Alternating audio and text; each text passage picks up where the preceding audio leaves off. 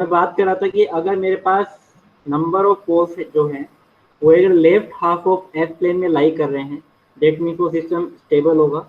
अगर number of poles आपके जो हैं वो अगर right half of s plane में लाई कर रहे हैं, डेट मीन्स सिस्टम अनस्टेबल होगा। अगर नंबर ऑफ जो पोल्स हैं वो आपके इमेजिनरी एक्सिस पे अगर लाई कर रहे हैं तो सिस्टम कौन सा होगा, मार्जिनली स्टेबल होगा। ठीक है, एक जो एक्सेप्शन को अपन छोड़ के ये अपन डिफाइन कर सकते हैं। ठीक है, अब क्या करने वाले हैं अपन, अपने पास क्वेश्चन में जब भी आपके पास क्वेश्चन आएगा उसमें आपको ट्रांसफर फंक्शन गिवन होगा।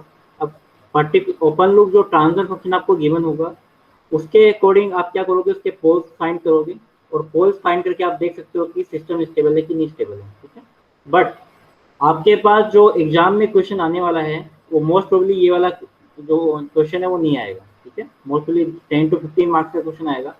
तो उस पर्टिकुलर ट्रांसफर फंक्शन में आपके पास थर्ड ऑर्डर और द हायर ऑर्डर का आपके पास ट्रांसफर फंक्शन गिवन होगा। ठीक है, थर्ड ऑर्डर और द हायर ऑर्डर का ट्रांसफर फंक्शन गिवन होगा, उससे आप डायरेक्टली आप फाइंड नहीं कर सकते क्योंकि आपके पास थर्ड ऑर्डर और हायर ऑर्डर के इक्वेशन को सोल्व करने के लिए कोई भी मेथड आपके पास नहीं है, और है तो बहुत डिफिकल्ट है। ठीक है, तो उसके लिए अपन क्या कर रहे हैं, यहाँ पर एक मेथड होता है, this method is called Routh Hurwitz method. इसका नाम है, method is called Routh Hurwitz method. ठीक है, इस मेथड की हेल्प से अपन उस ट्रांसफर फंक्शन की और दो सिस्टम की अपन स्टेबिलिटी डिफाइन कर सकते हैं, आइदर सिस्टम इज स्टेबल और अनस्टेबल। ठीक है, तो अपने पास इस पर्टिकुलर यूनिट में, यूनिट नंबर 2 में there are 2 types of method, जिसके अंदर अपन फर्स्ट जो मेथड है वो अपन डिस्कस करेंगे आज। ठीक है, that method is called Routh Hurwitz method.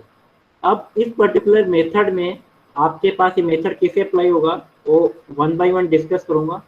अगर किसी को कहीं पे भी कोई छोटा सा डाउट आ जाए तो आप बीच में आप पूछ सकते हैं। ठीक है, तो राउथ हुर्विट्ज में आपके पास जब भी आपके पास क्वेश्चन होगा तो आपके पास एक ट्रांसफर फंक्शन गिवन होगा। Transfer function, open loop transfer function किसको बोलता हूँ मैं, जी ऑफ एस को। ठीक है, आपके पास G of s into H of s suppose आपके पास गिवन है तो ट्रांसफर फंक्शन, उस पर्टिकुलर ट्रांसफर फंक्शन आपको सपोज कोई भी ट्रांसफर फंक्शन गिवन है, उस पर्टिकुलर ट्रांसफर फंक्शन को गिवन होने के बाद में आपके पास एक कैरेक्टरिस्टिक इक्वेशन आपको फाइंड करनी पड़ेगी। और मैंने आपको बताया था कि characteristic equation is given by the 1 plus G of s into H of s. ये आपके पास जो इक्वेशन है 1 plus G of s into H of s, that is called characteristic equation. इस इक्वेशन को मैं क्या बोलता हूँ, कैरेक्टरिस्टिक इक्वेशन। ठीक है, ये आपको फाइंड करनी पड़ेगी। इस पर्टिकुलर इक्वेशन को फाइंड करने के बाद में आपके पास एक एल्जेब्रिक इक्वेशन लिखेगी। ठीक है, पॉलिनोमियल एक इक्वेशन लिखेगी इन टर्म्स ऑफ एस, जैसे आप इन टर्म्स ऑफ एक्स जैसे आप फाइंड करते हो इन मैथमेटिकल टर्म्स, जैसे ही यहाँ पर कंट्रोल सिस्टम में आपके पास एक पॉलिनोमियल लिखेगी in terms of power of s. ठीक है, तो उस पॉलिनोमियल इक्वेशन की हेल्प से अपन स्टेबिलिटी डिफाइन कर सकते हैं।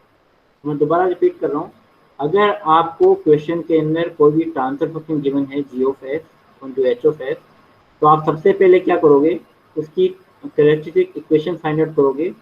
And characteristic equation is given by 1 plus G of s into H of s. ठीक है, अगर आपको क्वेश्चन में कोई भी feedback gain H of s given नहीं है, that you are assuming unity negative feedback, यहाँ पर एच ऑफ एस की वैल्यू क्या होगी, 1 होगी। ये आप ऑलरेडी जानते हो। ठीक है, बता सकता हूँ।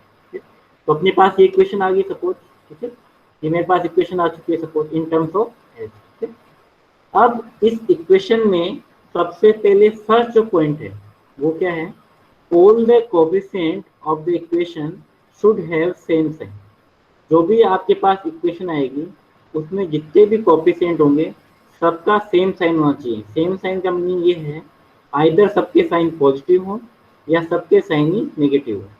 तो सपोज मैं एक एग्जांपल ले रहा हूँ, सपोज एक इक्वेशन है F square plus s plus 1 equal to 0। ये सपोज इक्वेशन आ गई मेरे पास। ठीक है, अब इस पर्टिकुलर इक्वेशन में आप देख सकते हो कि हाईएस्ट पावर क्या है, एक्स स्क्वायर है, उसके बाद में एक्स की पावर 1 है, फिर कांस्टेंट है दैट मीन्स एस की पावर 0 है, एस की पावर स्क्वायर आई, एस की पावर 1 आई, उसके बाद में एस की पावर 0। दैट मीन्स यहाँ पर कोई भी, सॉरी अपन पॉजिटिव की बात करें ना, sorry, all the coefficient of the same sign means यहाँ पर जो भी साइन है वो सेम साइन है। जैसे एस स्क्वायर का जो साइन है वो पॉजिटिव है, एस का जो साइन है वो पॉजिटिव है और 1 का साइन भी पॉजिटिव है। ठीक है, तो इस वाली टर्म्स में मैं अगर फर्स्ट वाला केस कंसिडर करूंगा, ठीक है, फर्स्ट पॉइंट। अगर सपोज दूसरा केस क्या हो सकता है, सपोज मेरे पास इक्वेशन होती है minus s square minus s minus 1, तो यहाँ पर क्या है, सबके साइन नेगेटिव है। दैट मीन्स उस केस में भी आपके पास all the coefficient of equation same sign में रहेंगे। दैट मीन्स फर्स्ट वाला केस कंसिडर हो जाएगा। सेकंड वाला केस ले रहा हूँ, सेकंड वाले केस में लिख रखा है there should be no missing term. ठीक है, सेकंड पॉइंट है there should be no missing term. इसका क्या मीनिंग है, सपोज मेरे पास इक्वेशन है s square plus s plus 1, तो हाईएस्ट पावर यहाँ पर एस स्क्वायर है, तो उसके बाद में एस की पावर 1 है, उसके बाद में एस की पावर 0 है, कॉन्स्टेंट मीन्स एस की power 0, that means square 1 and 0। That means यहाँ पर कोई भी मिसिंग टर्म नहीं है। अगर सपोज मैं कोई इक्वेशन लेता हूँ s to the power 4 plus s to the power 2 plus 5 equal to 0, ये सपोज इक्वेशन है। okay? अब इस पर्टिकुलर इक्वेशन में हाईएस्ट पावर है s to the power 4, okay? Highest power s to the power 4 और उसके बाद में सपोज आनी चाहिए एस क्यूब, उसके बाद में लेकिन आ रही कितनी है एस स्क्वायर। ठीक है, तो यहाँ पर आपके पास एस क्यूब की जो टर्म्स है वो मिसिंग है, उसके बाद में एस स्क्वायर के बाद में एस की पावर 1 आनी चाहिए, वो भी मिसिंग है, और एस की पावर 0। दैट मीन्स यहाँ पर एस क्यूब एक तो 3 पावर एंड एस की पावर 1 दोनों मिसिंग है। दैट मीन्स इस पर्टिकुलर इक्वेशन में दो टर्म मिसिंग है। दैट मीन्स आपके पास जो सेकंड वाला पॉइंट है वो कंसिडर नहीं होगा। ठीक है, अब ये दोनों पॉइंट्स का मतलब क्या है, अगर सपोज ये दोनों पॉइंट सेटिस्फाई नहीं होते हैं, अगर दोनों पॉइंट में से किसी एक पॉइंट भी सेटिस्फाई नहीं होता है तो वो सिस्टम अनस्टेबल होगा। दोबारा रिपीट कर रहा हूँ, अगर ये दोनों पॉइंट में से एक भी पॉइंट अगर सेटिस्फाई नहीं होता है तो वो सिस्टम अनस्टेबल होगा। क्लियर है ये वाला पॉइंट?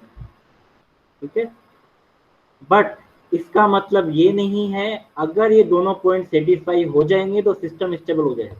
ध्यान से सुनना बात, अगर दोनों में से एक भी पॉइंट अगर सेटिस्फाई नहीं होता है तो सिस्टम अनस्टेबल होगा, मैं कह सकता हूँ। ठीक है, अगर दोनों पॉइंट सेटिस्फाई हो जाते हैं तो मैं न तो ये कह सकता हूँ कि सिस्टम स्टेबल है, न ये कह सकता हूँ सिस्टम अनस्टेबल है, कुछ भी नहीं बोल सकता। मतलब नहीं तो आप सिस्टम स्टेबल बोल सकते हो न अनस्टेबल बोल सकते हो। ठीक है, बट इनमें से अगर एक पॉइंट भी सेटिस्फाई नहीं हुआ, एक भी पॉइंट सेटिस्फाई नहीं हुआ, तो उस केस में मैं बोल सकता हूँ कि सिस्टम ये अनस्टेबल है। इस पॉइंट में किसी को डाउट है तो बताओ।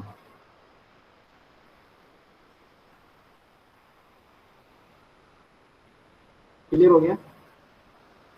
अब प्रॉब्लम ये आती है कि अब ये सपोज अगर ये दोनों पॉइंट सेटिस्फाई हो जाएं तब अपन कैसे चेक करेंगे, तब तो अपन बता ही नहीं सकते। तो आपके यूनिवर्सिटी एग्जाम में ऐसा कोई भी क्वेश्चन नहीं आएगा, ऐसा कोई भी क्वेश्चन नहीं आएगा जिसके अंदर ये दोनों टर्म सेटिस्फाई नहीं करें। ठीक है, 10 से 15 मार्क्स का क्वेश्चन आएगा तो ऐसा कोई क्वेश्चन नहीं आएगा आपको देखते ही पता लग जाएगा कि सिस्टम अनस्टेबल है, ऐसा कोई क्वेश्चन नहीं आएगा। दैट मीन्स यहाँ पर जो दोनों टर्म्स हैं आपके पास क्वेश्चन, जब भी क्वेश्चन आएगा ये दोनों टर्म्स सेटिस्फाई हो जाएंगे।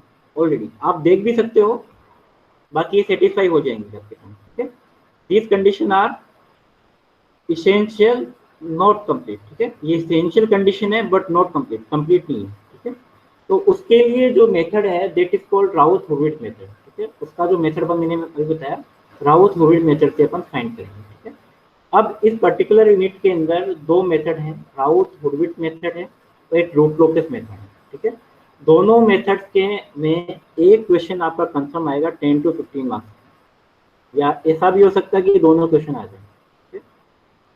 और शायद लास्ट वाले जो एग्जाम में दोनों मेथड पे क्वेश्चन आए 10 मार्क्स के, लास्ट वाले एग्जाम में दोनों मेथड पे क्वेश्चन आए हैं बट आपके दोनों मेथड में से एक मेथड से 10 to 15 मार्क्स का क्वेश्चन कंफर्म आएगा ही आएगा। ठीक है?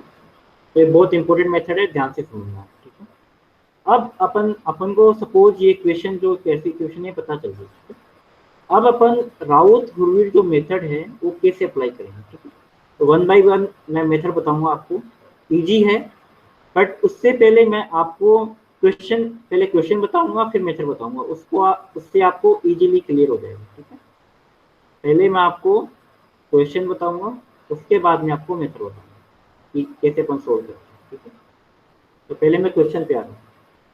तो क्वेश्चन है, determine the stability of the system which characteristic equation is given bye. आपको एक कैरेक्टरिस्टिक इक्वेशन गिवन है। ठीक है, इक्वल टू 0, दैट मीन्स आपके पास इक्वेशन गिवन है, इसमें आपको directly equation they the.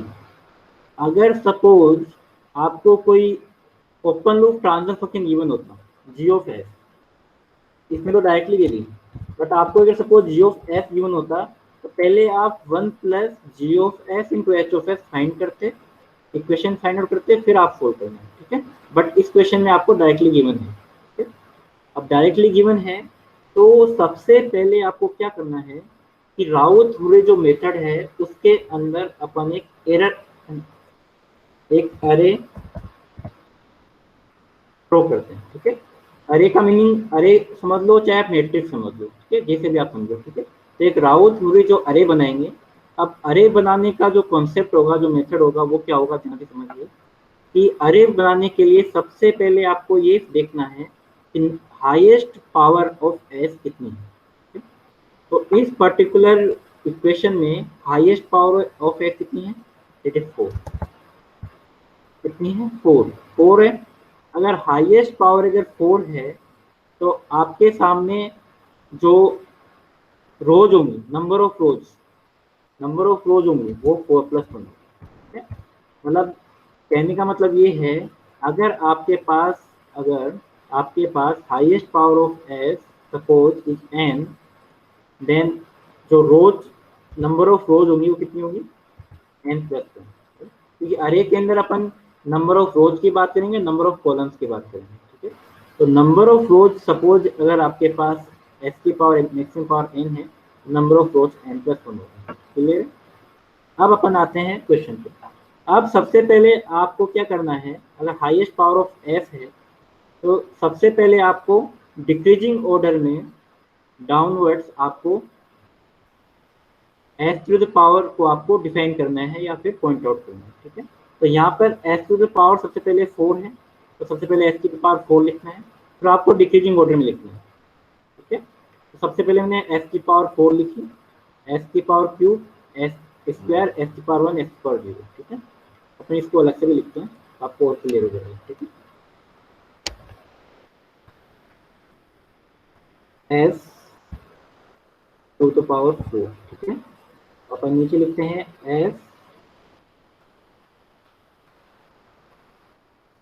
To the power 2, then अपन एस टू द पावर 2। ठीक है, इसी तरीके से एस टू द पावर 1, फिर एस टू द पावर 2। ठीक है, इसी तरीके से आपको क्या करना है, ये मैंने लिख दिया। अब इसको डिक्रीजिंग ऑर्डर में लिखने के बाद में यहाँ तक किसी को डाउट है, वन बाय मेथड अगर आपको कोई डाउट है तो आप चैट बॉक्स में लिख सकते हैं। ठीक है, कहीं भी है। अब उसके बाद में आपको क्या करना है कि नंबर ऑफ रोज की बात होगी, रोज तो पता चल गई मुझे, 1 2 3 4 5 बनेगी रोज। अब कॉलम की बात करते हैं। अब कॉलम में आपको क्या करना है कि स्टार्टिंग की 2 रोज लेना है। स्टार्टिंग में मेरे पास यहाँ तक 2 रोज है। ठीक है, ये फर्स्ट रो है, सेकंड रो है, तो यहाँ पर 2 रो आ गई। उसके बाद में आपको क्या करना है, इसके जितने भी कोफिशिएंट है, जैसे एस की पावर कोफिशिएंट 2 है, यहाँ पर भी एस क्यूब का 2 है, फिर 1 है, 3 है, 2 है। यहाँ पे जो कोफिशिएंट आ रहे हैं वो क्या क्या आ रहे हैं, 2 आ रहे हैं, उसके बाद में वापस 2 आ रहा है, देन 1, देन 3, देन 2। ठीक है, तो यहाँ पर जो कोफिशिएंट आ रहे हैं देन 2 2 1 3 एंड 2। तो आपको जो कोफिशिएंट लिखना है वो किस ऑर्डर में लिखना है, पहले आपको जो पहला जो कोफिशिएंट है वो फर्स्ट रो में आएगा, सेकंड जो है वो सेकंड रो में आएगा, उसके बाद में वापस जो एलिमेंट है वो वापस फर्स्ट रो में आएगा, वापस सेकंड रो में आएगा। इसी तरीके से चलता जाए continue, first row second row first row second row first row second row, like that. ठीक है, सबसे पहले आपको फर्स्ट रो लिखना है। ठीक है, तो फर्स्ट रो के अंदर आपके पास कोएफिशिएंट 2 है, उसके बाद में ये वाला हट चुका है, ठीक है, ये गायब। उसके बाद में सेकंड है, सेकंड में आपके पास कोएफिशिएंट 2 है, ठीक है, ये वाला भी गया। उसके बाद में आपके पास कोएफिशिएंट 1 है, तो मैंने इसी रो में कोएफिशिएंट 1 लिखा। उसके बाद में आपके कोएफिशिएंट 3 है, तो मैंने यहाँ पर कोएफिशिएंट 3 लिखा। ठीक है, उसके बाद में आपके पास कोएफिशिएंट 2 है, मैंने कोएफिशिएंट 2 लिखा। उसके बाद में कोई भी कोएफिशिएंट नहीं है। ठीक है, तो मैंने क्या करा है कि जो कोएफिशिएंट थे पावर ऑफ एस के, उनको मैंने फर्स्ट और सेकंड रो में ही डिफाइन किया। तो आपको क्या करना है कि जो भी आपके पास कोएफिशिएंट होंगे 2 2 1 3 2 यहाँ पर दिख रहे हैं, उनको आपको फर्स्ट और सेकंड रो में ही आपको डिफाइन करना है। ठीक है, तो यहाँ पर आपके पास पता चल गया नंबर ऑफ कॉलम्स कितने हो गए, 3 कॉलम्स हो गए, 1 2 एंड 3, इससे ज़्यादा नहीं हो सकते। ठीक है, तो यहाँ पर आपके पास आपको पता चल चुका है नंबर ऑफ कॉलम्स 1 2 3 4 5 है, और यहाँ पर को नंबर ऑफ कॉलम्स 3 है। यहाँ तक किसी को डाउट है ये मैंने लिखा कैसे है, अरे कैसे लिखी है, यहाँ तक अरे में कोई डाउट है? नहीं। अब क्या करना है आपको, ध्यान से सुनना। अगर सपोज आपके पास, अगर सपोज इस तरह की अरे लिखने के बाद में आपको क्या करना है, आपको मैट्रिक्स, जैसे आप मैट्रिक्स में डिटरमिनेंट बनाते हो, ठीक है, तो यहाँ पर अपन को 2x2 का डिटरमिनेंट बनाना है। ठीक है, क्योंकि अपने पास अरे कंप्लीट नहीं हुई, क्योंकि यहाँ पर जो अरे है बाकी एलिमेंट फिल नहीं हुए, बाकी एलिमेंट्स को फिल करने के लिए अपन क्या करेंगे, 2x2 का अपन क्या करेंगे, डिटरमिनेंट बनाएंगे। अब 2x2 का डिटरमिनेंट कैसे बनाएंगे, अगर सपोज मुझे ये वाला एलिमेंट चाहिए, ठीक है, एस की पावर स्क्वायर वाला, अपन क्या करेंगे, जो फर्स्ट कॉलम है मेरे पास, फर्स्ट कॉलम ये वाला है और सेकंड कॉलम ये वाला है, तो फर्स्ट और सेकंड कॉलम को आपको क्या करना है, डिटरमिनेंट बनाना है। तो मैंने फर्स्ट और सेकंड कॉलम को लिया है, सपोज ये तो मेरे पास फर्स्ट और ये मेरे पास सेकंड कॉलम। अब क्या करना है, अगर सपोज मेरे पास ये वाला एलिमेंट चाहिए, तो मैं क्या करूँगा, इस डिटरमिनेंट को सोल्व करूँगा। बेसिकली आप डिटरमिनेंट में क्या करते हो, 2 इंटू 3, उस डिटरमिनेंट को सोल्व करना है तो क्या करते हो आप, 2 इंटू 3 माइनस 2 इंटू 1, ये करते हो, 2 इंटू 3 माइनस 2 इंटू 1। ठीक है, और डिटरमिनेंट को सोल्व करने के बाद में मुझे बताओ आंसर कितना आएगा, 2 इंटू 3 माइनस 2 4 आएगा। ठीक है, उसके बाद में क्या करना है कि जो सेकेंड रो और फर्स्ट कॉलम है, second row first column element मेरे पास कौन सा, ये वाला, उससे डिवाइड करना है, डिटरमिनेंट फाइंड करना है। उसके बाद में आपके पास इस पर्टिकुलर एलिमेंट से डिवाइड करना है और उसका नेगेटिव साइन लेना है। तो मैं यहाँ पे लिख देता हूँ, आपके पास और क्लियर हो जाएगा। डिटरमिनेंट लेना है, ठीक है, उसके बाद में आपको क्या करना है, फर्स्ट रो सेकंड कॉलम का आपको डिवाइड करना है। ठीक है, उसके बाद में आपको डिवाइड करना है, उसके बाद में आपको जो आंसर आएगा उसका नेगेटिव साइन लेना है, negative sign.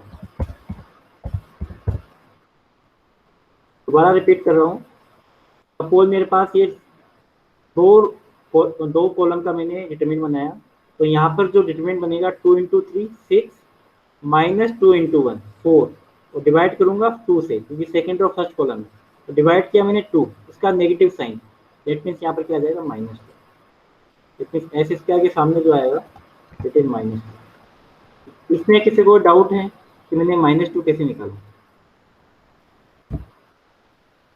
Second row first column, बिल्कुल सेकेंड रो फर्स्ट कॉलम, बिल्कुल विशाल। अच्छा मैंने गलत लिख दिया क्या, सॉरी, मैंने फर्स्ट रो सेकंड को लिख दिया, सेकंड रो फर्स्ट रो।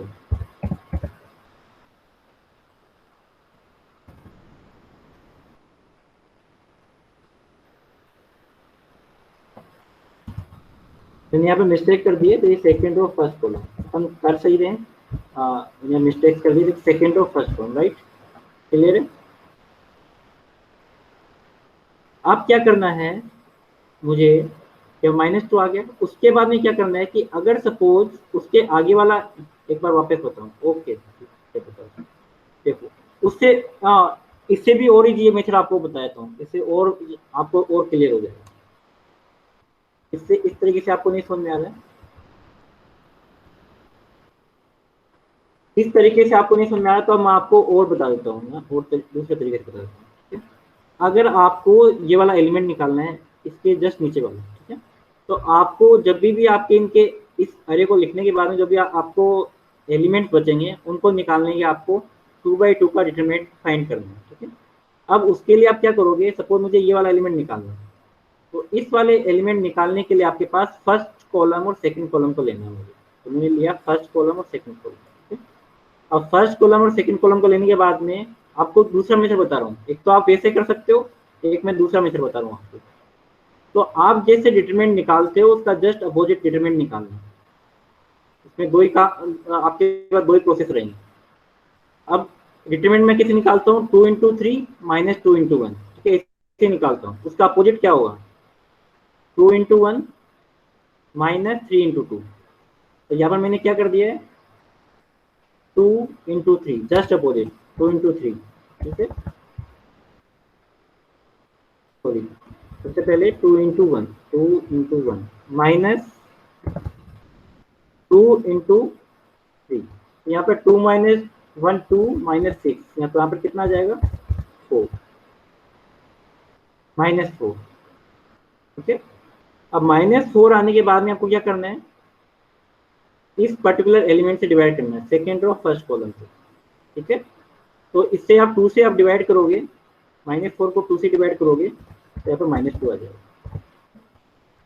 तो इस तरीके से भी आप समझ सकते हो, आपके जो इजी लगे आपको वो मेथड अप्लाई कर सकते हो, बट एक ही मेथड आप लेके चलना, जैसे आप लेके चलो। तो इस मेथड से भी आप कर सकते हो, जो मैंने पिछला वाला जो मेथड बताया उससे भी आप कर सकते हो। उसमें आपके पास एक्चुअली में प्रॉब्लम क्या आती है कि जब स्टूडेंट सोल्व करते हैं तो नेगेटिव साइन को भूल जाते हैं कभी कभी, फास्ट जब भी क्वेश्चन जब फास्ट करना होता है कम टाइमिंग में, तो नेगेटिव साइन को एक्सेप्ट कर देते हैं कई बार। तो ये वाला मेथड आप अप्लाई करोगे तो आपके पास मिस्टेक होने के चांसेस कम रहेंगे, ठीक है। तो आप चाहो तो कोई मेथड आप अप्लाई कर सकते हो, ठीक है। तो अपन ये वाला मेथड लेके चल रहे हैं सपोज, ठीक है। यहाँ पर जो एलिमेंट आएगा दैट इज -2, ठीक है।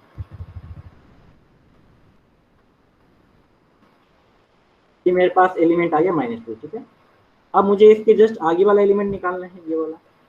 अब इस वाले एलिमेंट निकालने के लिए आपको इस वाले, ये तो मेरे पास -2 आ गया, इस वाले एलिमेंट, यहाँ पर जो एलिमेंट है इसको निकालने के लिए आपको क्या करना है, फर्स्ट कॉलम और सेकंड कॉलम लेना है, सॉरी थर्ड कॉलम लेना है। फर्स्ट और सेकंड लिया, जब भी आप किसी पर्टिकुलर रो के लिए अरे के एलिमेंट फाइंड करोगे तो उसमें आपके पास जो फर्स्ट कॉलम है वो फिक्स रहेगा, सेकेंड और थर्ड कॉलम जो है वो चेंज होता जाएगा, ठीक है, समझे मेरी बात। तो फर्स्ट कॉलम है वो फिक्स रहेगा और सेकेंड कॉलम आपका चेंज होगा, ठीक है। इसका मतलब जब सपोज मुझे इस रो के लिए सपोज एलिमेंट निकालना है तो फर्स्ट कॉलम तो फिक्स रहा और मेरे पास सेकेंड कॉलम है, ठीक है। अगर सपोज मुझे ये वाला एलिमेंट निकालना है तो फर्स्ट कॉलम के एलिमेंट फिक्स रहेंगे, उसके बाद में आपके पास थर्ड जो कॉलम है उसके एलिमेंट आएंगे। दैट मीन्स यहाँ पर मेरे पास जो एलिमेंट आ रहे हैं वो क्या आ रहे हैं, एलिमेंट जो आएंगे मेरे पास क्या आएंगे, 2, यहाँ पर आएगा 2, ठीक है। उसके बाद मेरे पास यहाँ पे जो एलिमेंट आ रहा है वो क्या आ रहा है, 2 आ रहा है। उसके बाद में कोई भी एलिमेंट नहीं है, अगर आपके पास कोई भी एलिमेंट नहीं है तो इसको आप 0 कंसिडर करोगे। अगर आपके पास कोई भी एलिमेंट नहीं है तो इसको आप 0 कंसिडर करोगे। दोबारा रिपीट कर रहा हूँ, आपके पास इस पर्टिकुलर रो में सेकेंड एलिमेंट निकालना है तो आप फर्स्ट कॉलम को लोगे और थर्ड कॉलम को लोगे, ठीक है। तो मैंने क्या लिया है, 2 और 2, ये वाला एलिमेंट ले लिया, ठीक, ये कॉलम लिया है। उसके बाद में ये वाला कॉलम लिया है 2 एंड यहाँ पे कोई एलिमेंट नहीं है तो यहाँ पर आप क्या जूम कर लोगे, दैट इज 0, ठीक है। कोई एलिमेंट नहीं है दैट इज 0। अब आपको क्या करना है, डिटरमिनेंट के अपोजिट आपको सोल्व करना है। तो इसका सॉल्यूशन होगा 2 × 2 - 2 × 0। तो 2 into 2 is 4 और minus 2 into 0 is 2, sorry 0. तो 4 minus 0 is 0 and divide by this element. ठीक है, ये करना आपको, सेकेंड और फर्स्ट कॉलम यही एलिमेंट है। तो 4 minus 0 4 divide by 2, that means यहाँ पे एलिमेंट क्या आ गया 2। ये देखो यहाँ पर 2 एलिमेंट है। इस पर्टिकुलर स्टेप में किसी को डाउट है कैसे आए?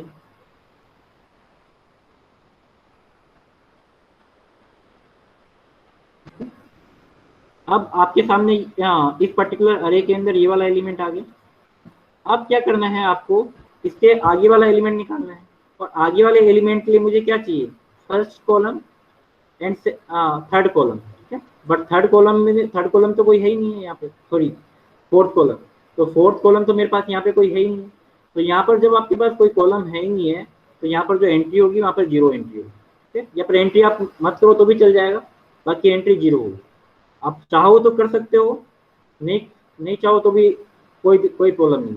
तो आप चाहो तो 0 कर दोगे तो आपके लिए और इजी हो जाएगा सोल्व करने के लिए। ठीक है, तो यहाँ पर भी 0 है, कोई एलिमेंट नहीं आ रहा है, तो यहाँ पर भी एलिमेंट एंट्री 0 होगी। ठीक है, अब अपन आते हैं इस वाली रो की तरफ। इस वाली के अरे लिखना है, तो जैसे आपने लास्ट रो में जो एलिमेंट फाइंड किए हैं वैसे आपको इस रो में फाइंड करना है, एज सिंपल एज। ठीक है, तो उसके लिए आप क्या करोगे, इसके जस्ट वाला जो ऊपर वाला कॉलम है वो फाइंड करोगे। ठीक है, अल्टीमेटली अपन को क्या करना है, 2/2 का कॉम्बिनेशन लेना है। ठीक है, जो अपने पास डिटरमिनेंट आएगा वो 2/2 का ही लेना है। ठीक है, तो इसके जस्ट ऊपर, तो ये मेरे को फाइंड करना है, इसके ये वाला एलिमेंट फाइंड करना है। ठीक है, तो मैं क्या करूंगा, उसके जस्ट ऊपर 2/2 का कॉलम लूंगा। तो 2/2 का कॉलम कौन सा है, ये वाला। ठीक है, क्योंकि अपन ने ये फाइंड किया था, तो इसके जस्ट ऊपर वाला कॉलम लिया था, ये वाला और ये वाला लिया था। तो सपोज मुझे x⁴ के सामने वाला लेना है, उसके जस्ट ऊपर वाला मैं कॉलम लूंगा, तो मैंने ये वाला कॉलम यूज कर लिया। ठीक है, आपको डिटरमिनेंट के अपोजिट आपको सोल्व करना है, दैट मीन्स -2 into 3, -2 into 2। तो आपके सामने जो इक्वेशन आएगी that is -2 into 3 and -2 into 2। ये कितना आ गया, -6 -4, इट मीन्स -10। अब -10 आने के बाद में आप किससे डिवाइड करोगे, सेकेंड और फर्स्ट कॉलम यहाँ पे कौन सा है, -2 है, तो -2 से आप डिवाइड करोगे, -10 डिवाइड बाई -2, यहाँ पर आपके पास कितनी आ जाएगा, 5। ठीक है, तो यहाँ पर देखो ये वाला जो एलिमेंट है वो 5 है। क्लियर है कैसे आया 5, यहाँ तक क्लियर है कैसे 5 आया।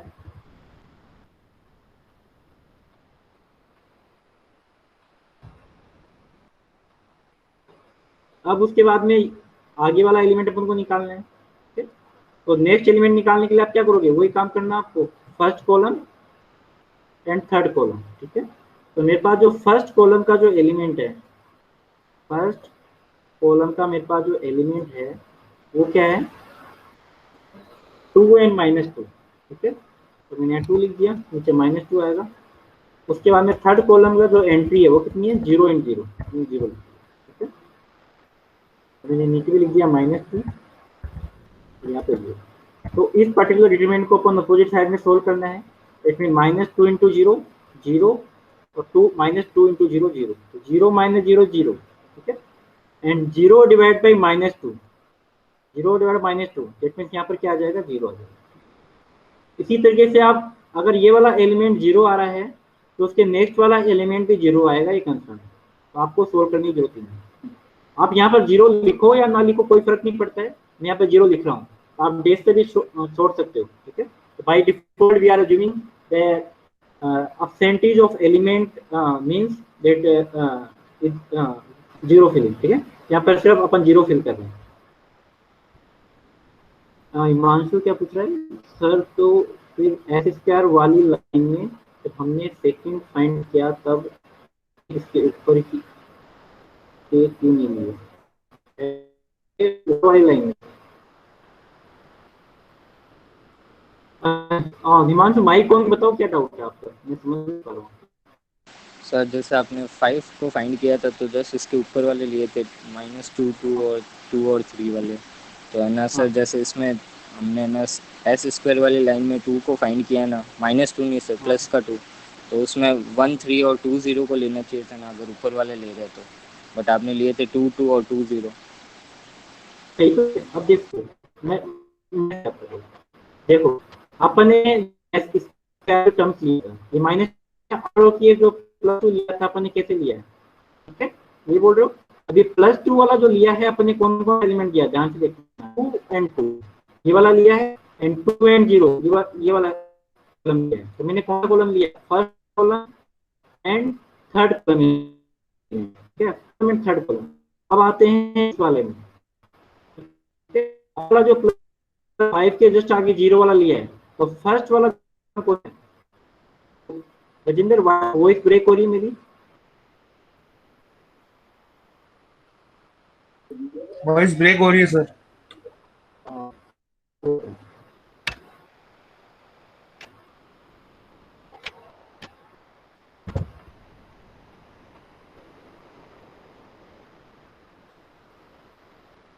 तो अभी भी ब्रेक हो रही है।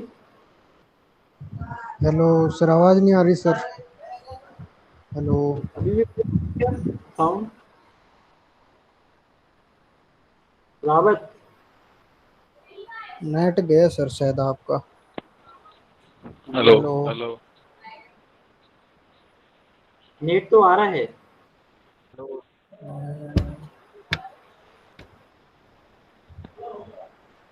मेरी आवाज तो आ रही है ना किसी को?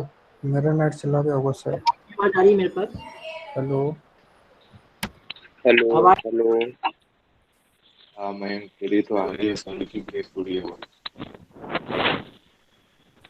हाँ सर, गजेंद्र की आवाज आ रही है सर, आपकी नहीं आ रही। हेलो सर, मयंक की आवाज आ रही है सर।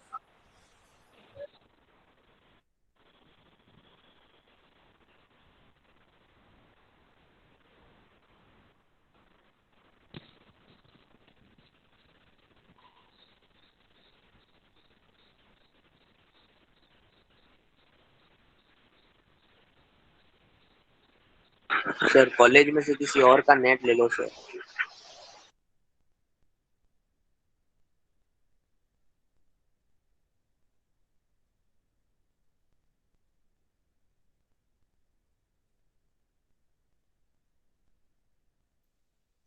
ब्रॉडबैंड चलाते हैं, मांगते थोड़ी हैं